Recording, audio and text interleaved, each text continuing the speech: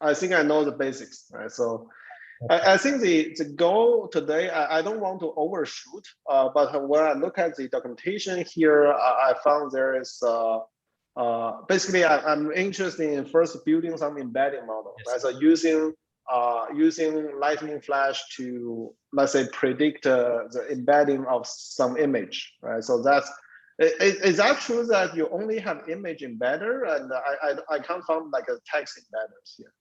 Yeah, so yeah, I mean, yeah, so they're structured. So if you click on text, you should actually see the text embedded, right? So they are ordered, and here you should see. Okay, so we might have. Oh yeah, actually, I think the text embedder is not supported yet. It's like we have an open. Okay. I see. So the now, because right now I only found the image embedder, and so this seems to work. I just tested it. I mean, so if but it doesn't work as is. If I just copy paste as is, I don't know. It's probably the version things, and this some of the the training strategy is not.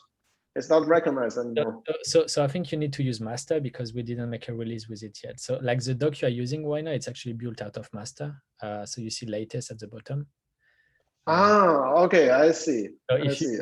Yeah, so if you okay, so I need to change the stable or something like. Yeah. So yeah. Okay. Yeah. All so, right. So we added an integration with Visual, like self-supervised framework from Facebook to actually train the embedders using like self-supervised techniques. So here is an example with Bartello twins. Okay, I see. Okay, so anyway, so what I just did, I just I just want to have the minimum working example, so I just copy paste your code. Yes. And so and then remove the training part. So I basically, so this is embedder. So I remove all the parameters because I trust you give the best parameters. Yes.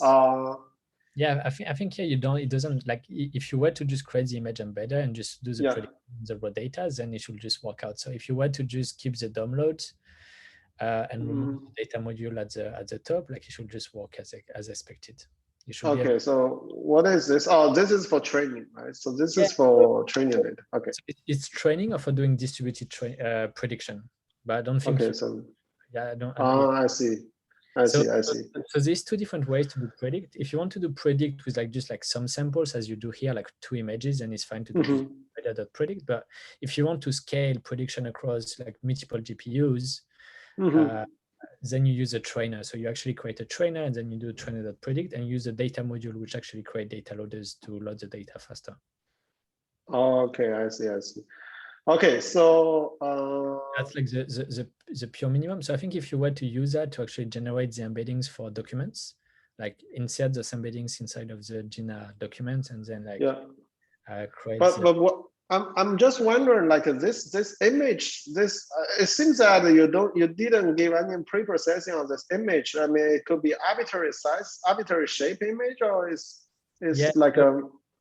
So the way it works is in Flash, there is like default. So here you don't have them; they actually come from the data module. So I think it's why it's simpler if you keep the data module entirely and just like have the example as it was before. But in Flash, we have this concept of data pipelines, which means that when you connect a data module to a task, the data pipeline gets completed and you get everything like the pre-process and all the different components. So here you see like it's actually able to do like it actually does a prediction. Yeah, but I'm just wondering like why I don't see any like because usually if you put something into the network, right, so you require some input size, right? So like the input size must be something. So the image embedder will just like figure out those things. It contains like I think a preprocess. I mean, I would have to check the code, but I think it contains a preprocess which is going to get those images and then load them, convert the PIL images into tensors, reshape the images to the right thing. I think the size is quite arbitrary, but it's like 224 by 224. Pass it through like the default ResNet 100 and then perform the prediction. So like image embedder is not like if you had like image classifiers that you actually convert into like an image embedder, you definitely have much more control. But yeah, like this one, if you just take it as is actually able to make prediction on raw data. Okay, I see. Okay, so how about I just wrap this into an executor. So what I just need to do is just from Jina import executor and then document array, and then I just need to create a class like here. So can you remind me what are those components? Like what's an executor and a document array? So in Jina, the document array, so basically every component use document array as input and output. It's like you can consider document array in Jina as a ND array in Numpy or tensor in TensorFlow. It's like the basic data type for exchanging like everywhere, everything, right? So we even use this data type between products, right? So let's say that today we have Jina and tomorrow we have another product. So then basically this is a common data exchange format between all the Jina ecosystem. Yeah. Right? Yeah, and then the executor is basically processing, processing document. It takes a document array as input and then output and do some processing like a crafting, or put some embedding into that and then output a document array. Right. So it could it be that the executor, when it gets executed, takes a document array made of file path, and when it gets executed, it converts each one of those files into an embedding. Is that how it works? Yeah. I mean, usually I have to load the thing, right? But given that, usually I have to write either I load the image from out of the flow, and then put that into the flow, or I add another executor called something like a data loader, and then load from the URL to the Yeah, I mean, Flash takes care of everything. So when you get, I think one of the advantage of the task in Flash is like when you actually create any of the task and do your first training, the data pipelines get fully created, and it means you can use a task for training, validation, prediction, but you can also do serving directly from the task. So like, like if you want to change them, it's just up to you to decide what you want them to be used for, and you can do prediction on raw data. That was really one of our strong requirements here. Okay, I see. So what I would just do is I will just write this docs and document array, and receive document array, and then put the keywords here, and then here. Okay, so you can basically predict in bulk, in batch, right? So then I will just do embed.predict, and then I will just docs.get attributes, which is URI. So I will basically give all the URIs to you, and then so because this one returns an embedding and which is basically a list of torch this kind of things, right? So then I will just do, this is my embedding, and then I will just do do you return a document array? Yeah, for doc and embed in so I'll just call this thing in zip docs and embed. And then I'll just do doc.embedding. So you just store the things as attributes, right? But Numpy, right? So something like this. Okay. Yeah. How does a neural search then can be applied on the embeddings? How do you indicate that the research, like the search, need to be happening? Yeah, this is right now. This is just this is just a embedder, Okay. It's not about search yet. We will have an indexer later. So what I want to do is I prepare some internet celeb data set. So let's just use this. I hope it doesn't complain. Let me check. Oh, this is a little bit big. How can I know where is it? Okay, downloads image celeb and this one. Nice. So let me just do a quick check. So so what I can do is so first of all, I just want to use this one directly and see whether it is useful. So I can just change this to that, and then so I can also use predict, and then so this will receive docs, but here it is not docs. So I will just do document. So I will just add document here, and then here is the so here this should be better, and then this UI is this one, right? And then same goes here. Okay, that's interesting. Yeah, and this I mean theoretically it should be a document array, but you know it could be also a list. I can also write something in this way, right? So this is more correct, right? So and then so this doesn't return anything, but it actually saves the docs, so, then you can iterate through. Yeah, I mean it saves. Yeah, I mean you can. Yeah, it actually modifies the docs in place. Right? Yeah. So what I need to do is I just do the docs, right? So and then print docs. Yes. So yeah, so let's hope it works. Yeah, I think it should.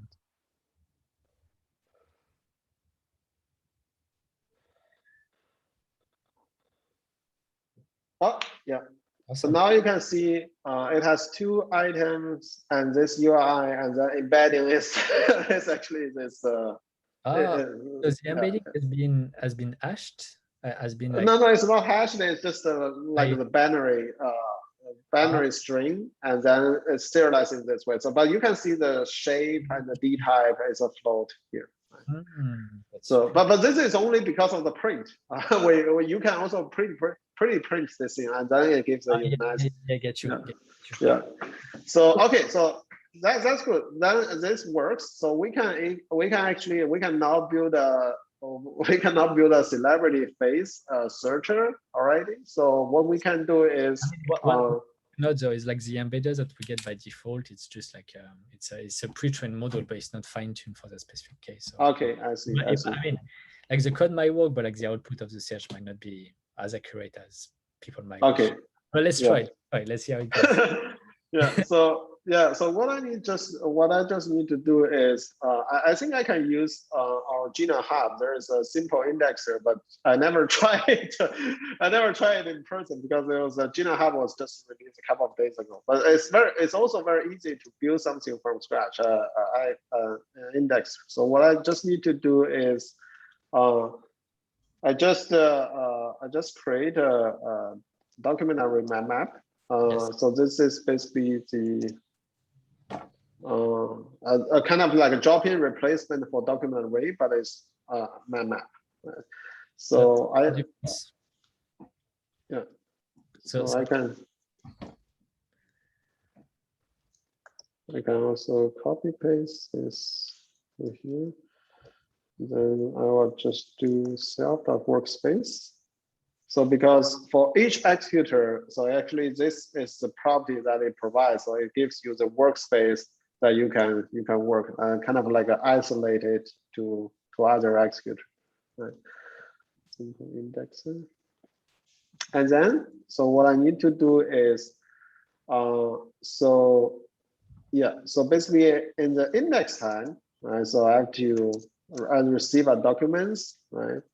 And so what I just need to do is I just store all the documents. So this should be self.dam. Yeah.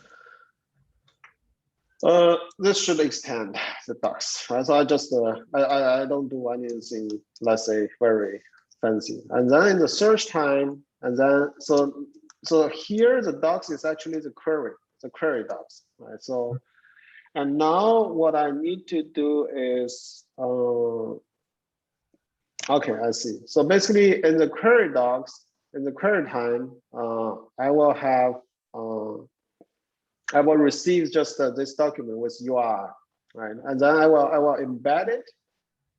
And then I will just, okay, so in the query time, this goes first. So this is already embedded.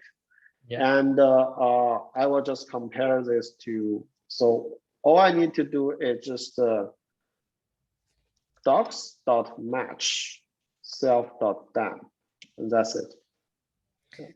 So what does that do exactly? So here you get, okay, so you get a list of, so okay, so if I understand everything during runtime, so when actually deploys the search engine, when you receive like new URLs, it's going to first apply the first executor, which is going to create embedding for all the provided documents.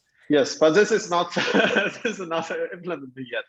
So this is I'm trying to understand the logic. And then the thing which I'm not fully sure to understand is what's the document array map, what's workspace, and then what's like the search. Like why does docs.match on the self.dam actually does search for me?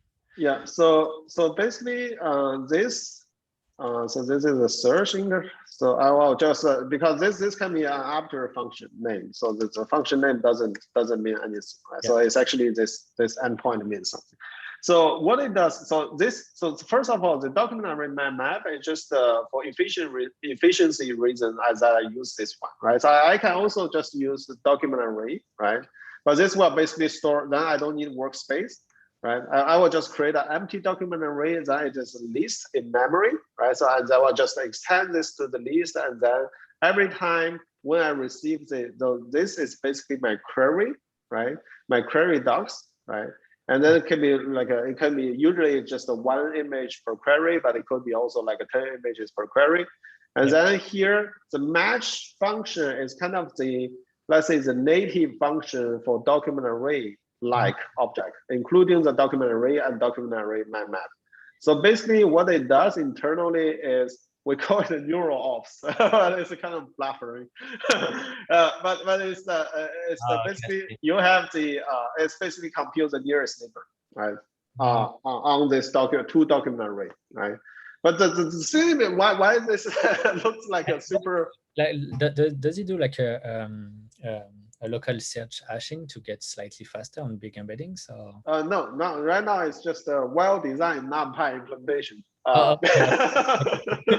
It's well-designed Numpy implementation. But we do that if you want to, let's say for less than 1 million data, this is enough. For less than 1 million data, this is enough. And usually for more than 1 million data, you have to use Jina Hub. There is other like based on fast, all this kind of indexing things. Right. Yeah. But for this demo purpose, I don't want to say overshoot, and I will just use this. Right. So I guess you can replace the document array by the yeah. Okay. So and then finally, I just build a flow. So this is my flow. So I think I will import this, and then I will just add. The first one is this uses, and then the second one is the simple indexer. Okay, so how does it work? So how does it work here? If I want to, so here you get, so you specify the class, right, of the executor. How does it work if I want to provide like some special cards for the instantiation?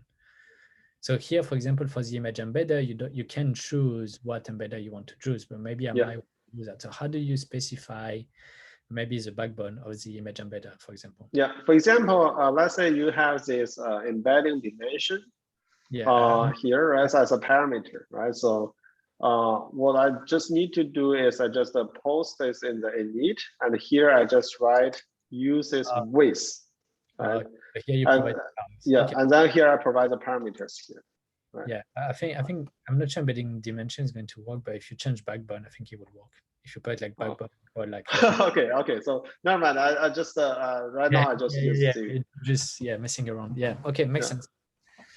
Yeah.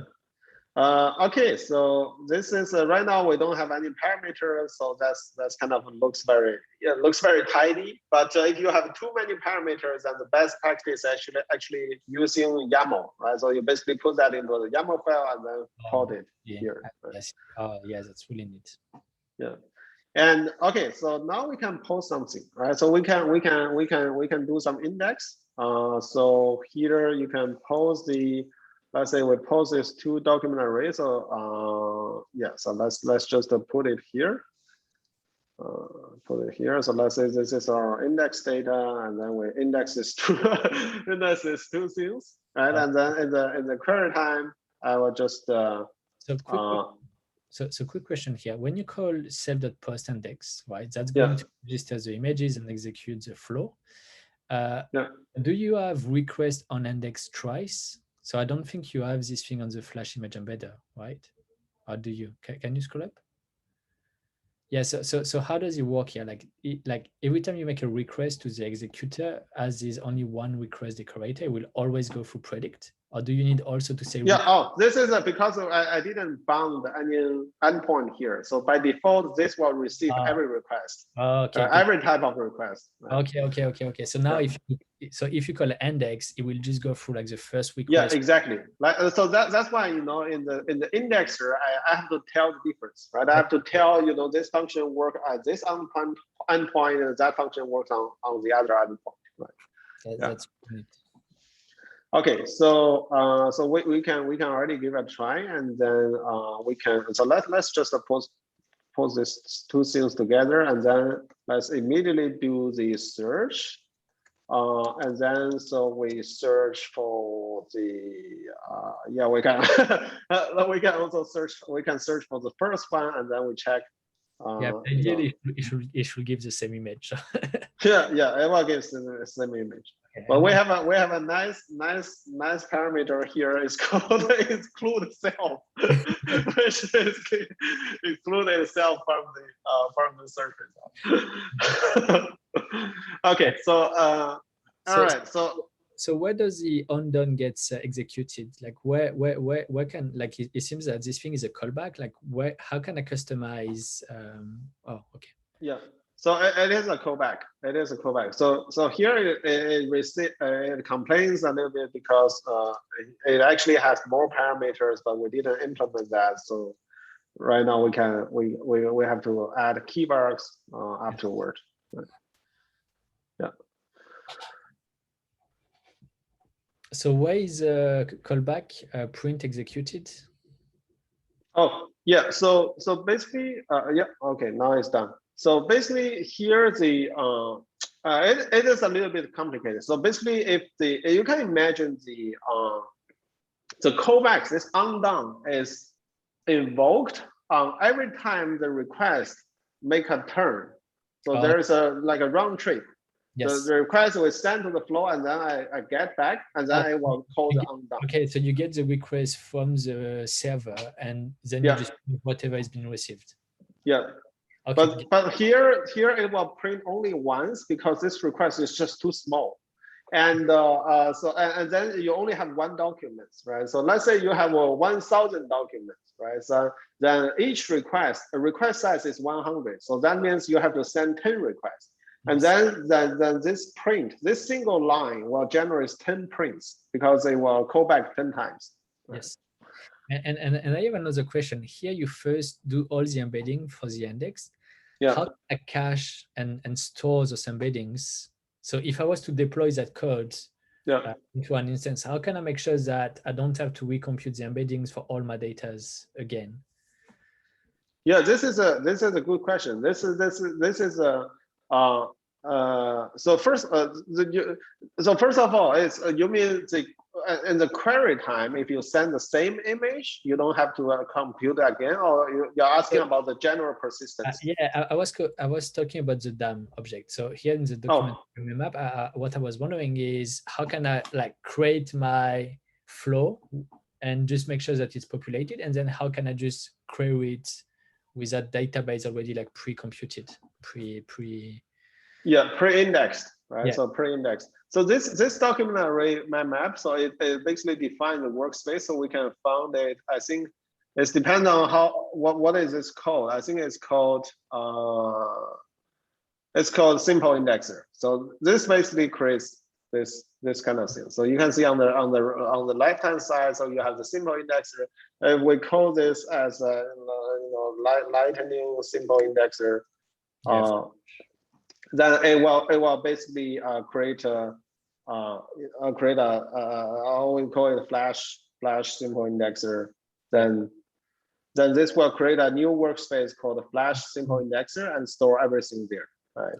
Okay, so basically, simple index, because we changed the class name. So you can also customize this class, right? So you can also say, oh yeah, I don't trust this kind of thing. I don't trust this magic. Then you give your own path. That's also fine. So now here's my next question. How does so in Lightning we actually works a lot with sharded models. So like models actually which doesn't fit on a single GPU. So we actually need them to be sharded, and to make a forward, you need Tor distributed to be properly set up, and you need to be able to make an inference on sharded models. So here in the search part where we actually embed the documents, can we actually use Jina to create a search engine on top of a sharded model? Yes, you can. You can. So basically, what you need to do is just write shards. Where is this? It's actually called parallel equals to, and then pooling is all, right? Okay, and yeah, does that mean, okay, so that will create two processes, and then does that mean that I can actually assign each one of those processes to one GPU and make the search out of it? You have to then you basically have to write some logic here, right? So you basically have to write here in this so when you initialize the objects, you can check the GPU ID here, right? In the init function, and then just allocate it there. Oh, that's awesome. Yeah, it's really cool. But this is not, so we don't provide us some boilerplate for that, because I think the reason, because we are not really bounded to a specific framework. And in the 1.0, we try to do so. We try to implement all this GPU allocator for every framework. And in the end, we found it's just like, it's just too hard to maintain all the frameworks. Yes. Yes, that's and then, in the 2.0, we just say, the user can do this by themselves. The framework actually make it quite simple to do it anyway. So I think it should be entirely fine. Like the only thing which I think could be potentially worth to investigate is how, like, what does a parallel do? Like, does he actually two processes? Or does he because like some framework actually create processes. Like Lightning has this mechanism when you say DDP, I want to train on, let's say, like 4 GPUs, it's going to create 4 processes automatically. Maybe like for this kind of sharding models, like we will have to make sure that Lightning doesn't create processes and Jina actually does. So I think there will be like some smart things to do there. But yeah, that's amazing.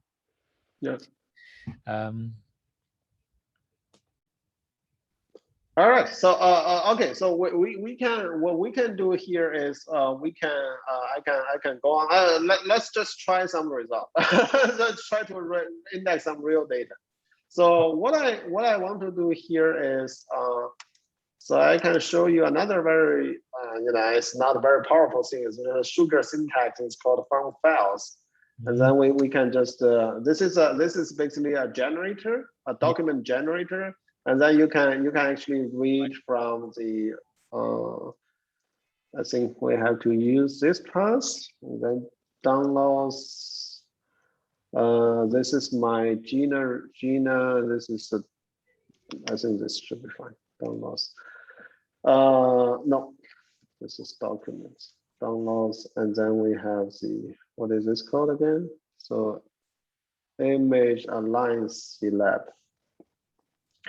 Oh yes. So yeah, better than I thought. So I have to like write the path by myself. But okay, so now it will just read all the blobs. So let's make sure the read mode should be, if read mode is specifically read mode is if none is then iterate over file names. Okay, that's good. So and what is the default read mode? Oh no. Okay.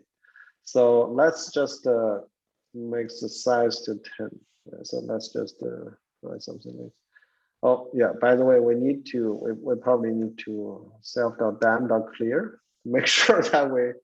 But this is dangerous, right? So if you put it here, then so like let's say that like every time, even if you start the search, it will clear the things, right?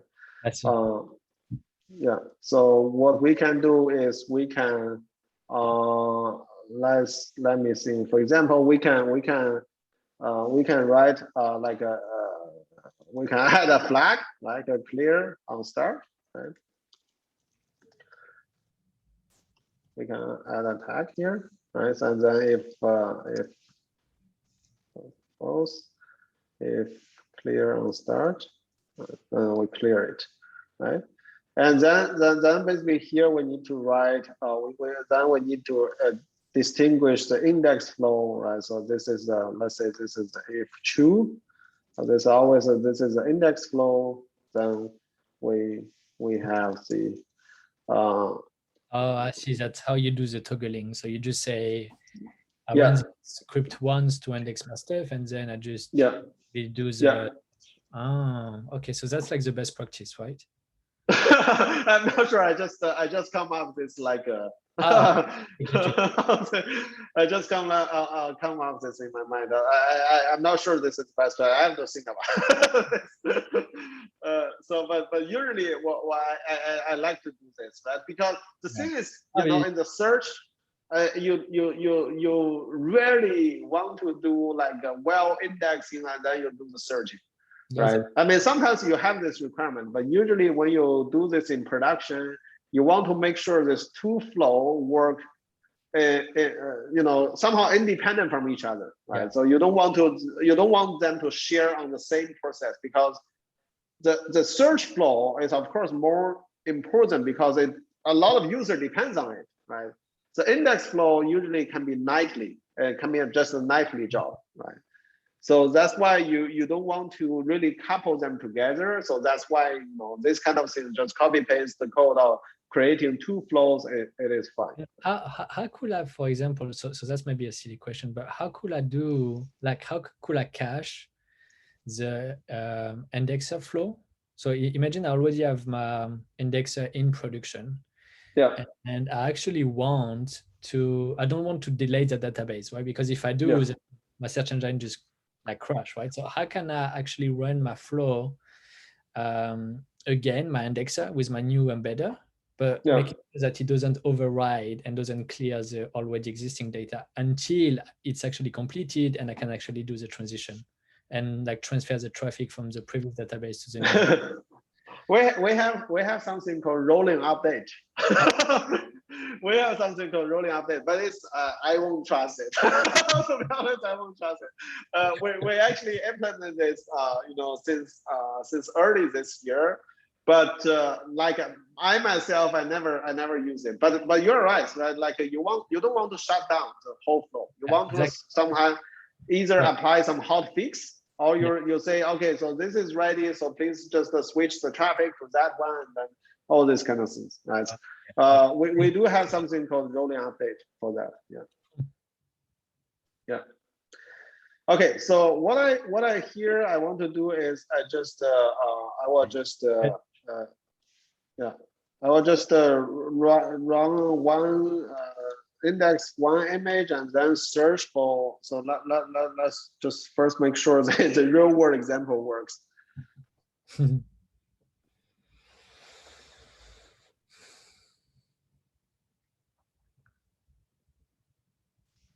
It seems to work. It works. It works. So it's just too fast. So what I can do is I can index 1000 and then we show the progress to, and then it will get. Can you nice random? Like, can you just randomly loads files, or that doesn't work? Oh yes, we have a kind of like a sampling rate. but you know, because this is a kind of like this is generator, right? So it's a kind of lazy thing. You cannot really do. I mean, you still load the data at the beginning, so it's like it's still a data set, right? I mean, I think here for this demo, it would be nice to have like a random thing, so you don't actually make a prediction on the data which is already indexed. But yeah, I mean, I think. Oh no. So yeah, of course. So, but this is only index flow, right? So in the search flow, we can do some randomness there. We can do it. Yeah. This is so here we only modify the index flow. We haven't go to the search flow yet, right? For the search flow, we can just randomly sample something, right? So here I will just random. I will just do. Let's say I don't know how fast it is. So let's take a look.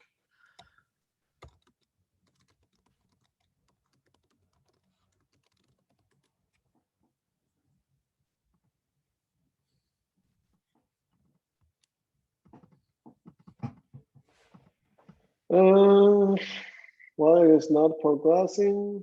I think it's probably too much. I think I run on CPU, but why it is not progressing anything? Is this because the request size is too big?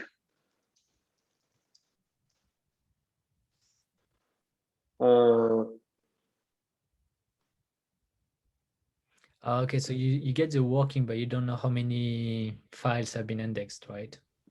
Yes, because it's a string, so you cannot tell when when will it end. So no, usually you get a progress, you get a so remember this undone, right? So that I said, okay, now you see that. So it's basically just 0.2 steps. So here each step is one request, right? Yeah. Each step is one request, and then since our request size is 10, then this means that every second we only have like two images getting coded. I see. So we might want to reduce the number. Yes. Because 10,000 is going to take ages. Yes, but what we can do is we can also parallelize it. Right? We can also parallelize the. Oh, I know what I did wrong here. It should be this one. So strange that it doesn't complain. Oh, it complains I didn't pay attention. It should complain, right? So it complains that I didn't. Oh yes, clear on start is not defined on this one. It's actually should be part of the simple indexer, not the embedder. Right? So what I can do here is I can add more parallel. Right? Here. Does your image embedder can do this? Can your image embedder can do this? In this video, wait we're one sec. Celebrating because the channel just hit. One sec, I lost. Yeah, so what did you ask?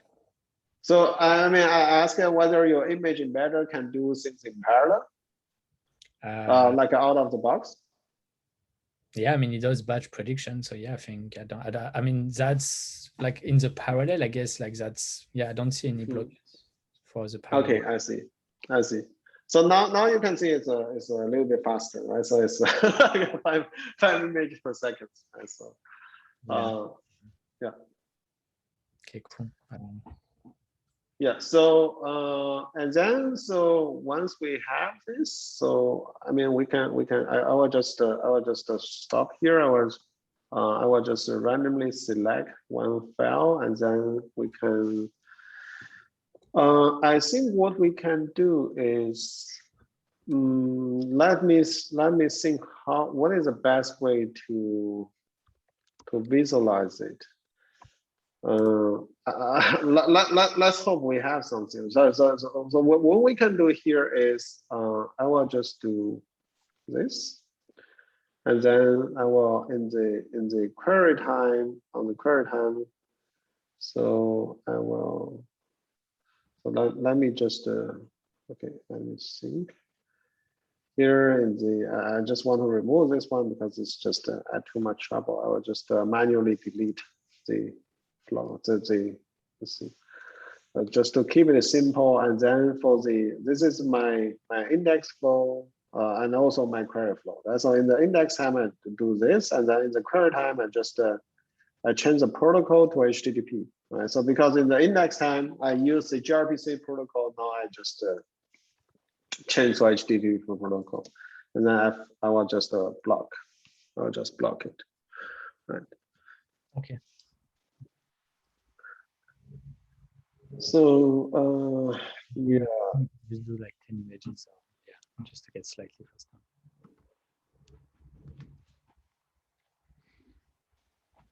Just small size.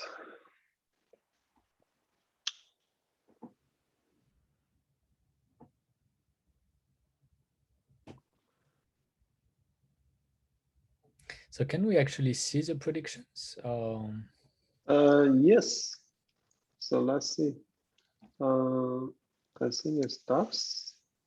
Yeah. So this one gives you the directly the front end, and then you can call it from here. So let's look at the. So I need to pass the JSON things into that, and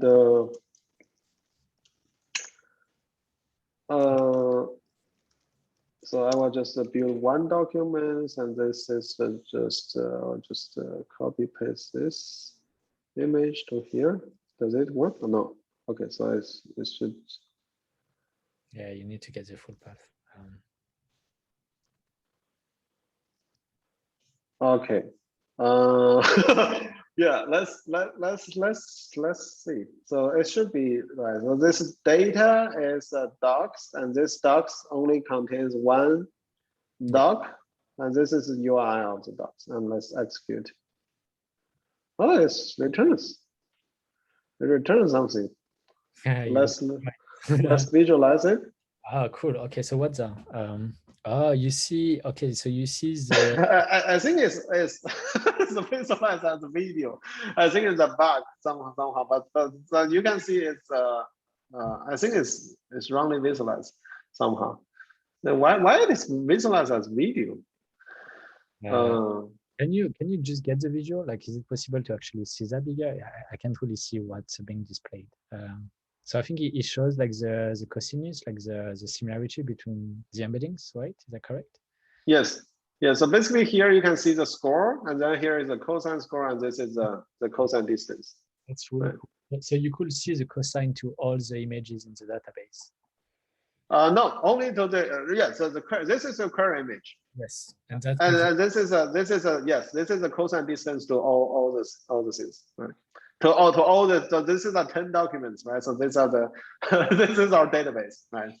Yeah, exactly. I mean, and it's a pity because it's just like one step, right? So I think it's just a very easy front end bug, right? So which. Yeah, I think the mean type is correct, but somehow this is not rendered correctly. It's very pity. Otherwise, we can directly see the result. Okay, cool. Yeah. Awesome. So yeah, I mean, it took us 1 hour and we have like a working example. So that's yes. Really so yeah, I wonder, do you want to keep recording? Yeah, I mean, I can stop recording. So I mean, what we can do as I mean, let me